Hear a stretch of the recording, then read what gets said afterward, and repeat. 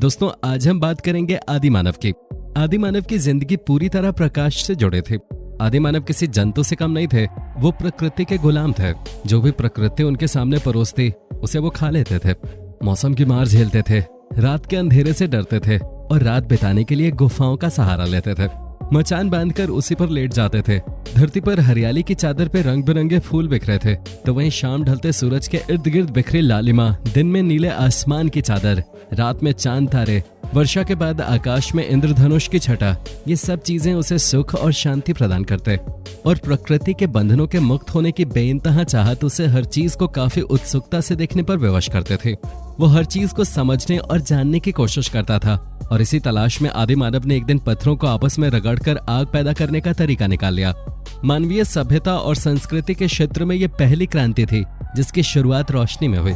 अब आदि मानव को सूरज ढलने पर दौड़कर अपने आशियाने में जाने की जरूरत नहीं थी, क्योंकि उनके पास अब अंधेरे को दूर भगाने वाला रोशनी नाम का औजार था। वो अलाव जलाकर अपने परिवार और साथियों के साथ देर तक समय बिता सकता था, जलती हुई लकड़ी को हाथ में लेकर इधर से उधर जा सकता था और अंधेरे के डर से आजाद होकर धरती पर चैन की नींद सो सकता था। धीरे धीरे वो समय भी आया जब ये लोग आर्टिफिशियल रोशनी के सहारे जीना सीखने लगे। तेल के दिए और चर्बी में डूबे मशाल लेकर मनुष्य अब रात में भी अपने काम करने लगा।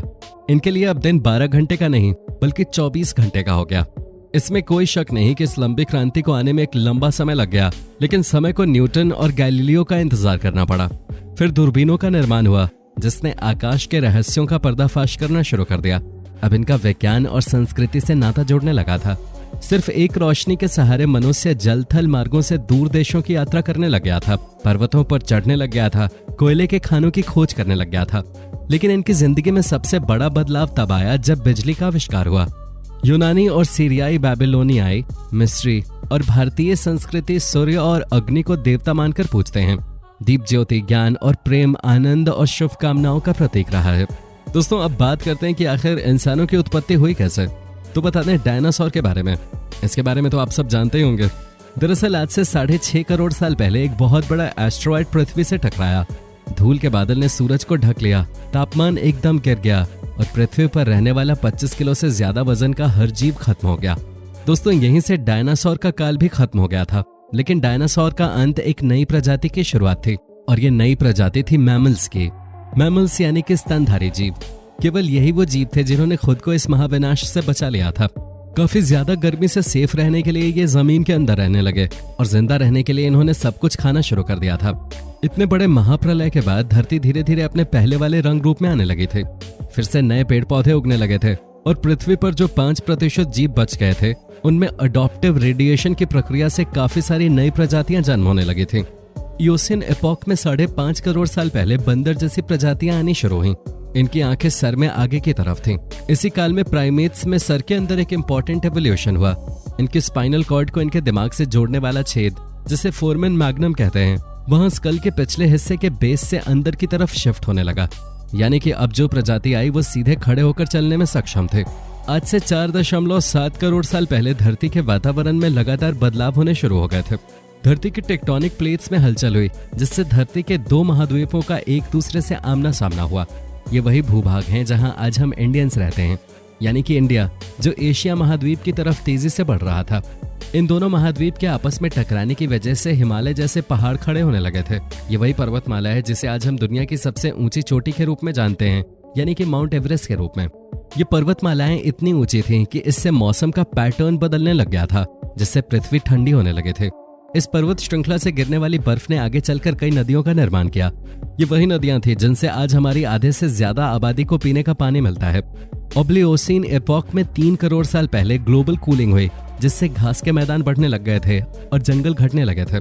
तब ऐसे जानवर विकसित हुए जो खुले मैदान में रह सकते थे और इन्हीं के साथ साथ दूसरे जानवरों को खाने वाले जानवर भी विकसित होने लगे।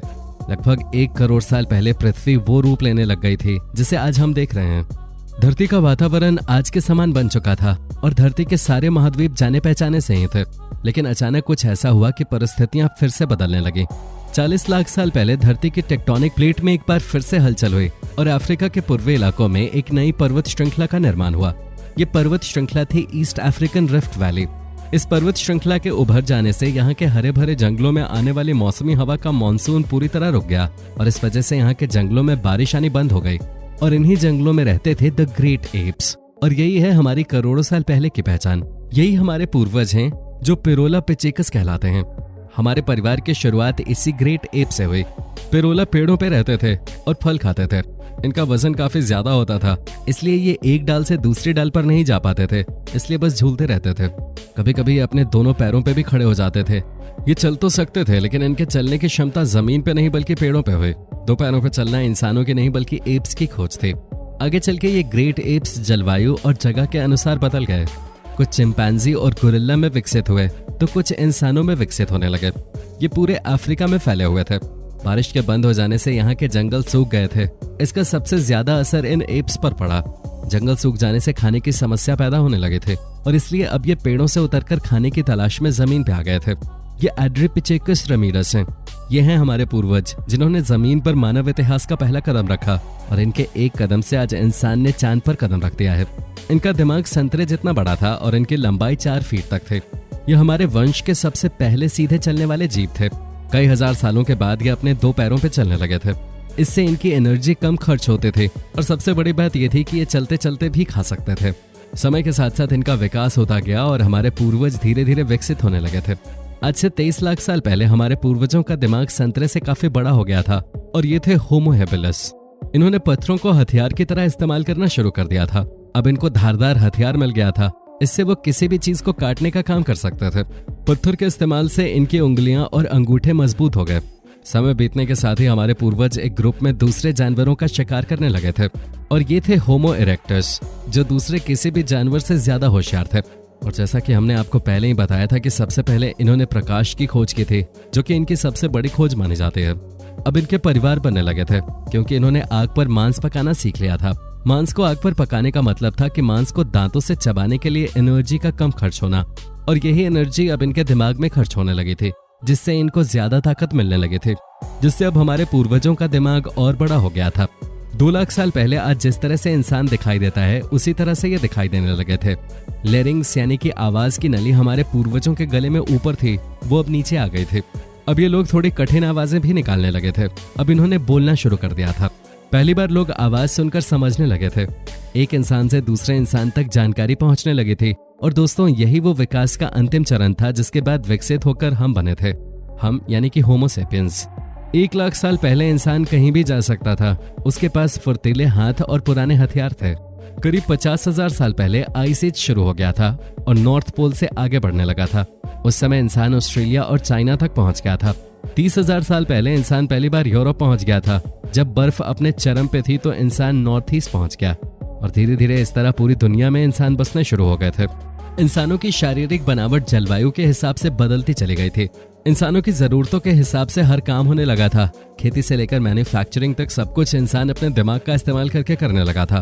और आज हम कहां से कहां पहुंच चुके हैं ये सब आप देख सकते हैं। दोस्तों, वीडियो पसंद आई हो तो वीडियो को शेयर करें अपने दोस्तों के साथ, ताकि उन्हें भी लगे कि आप कितनी इंटरेस्टिंग वीडियोस देखते हैं। मिलते हैं नेक्स्ट वीडियो में। Take care.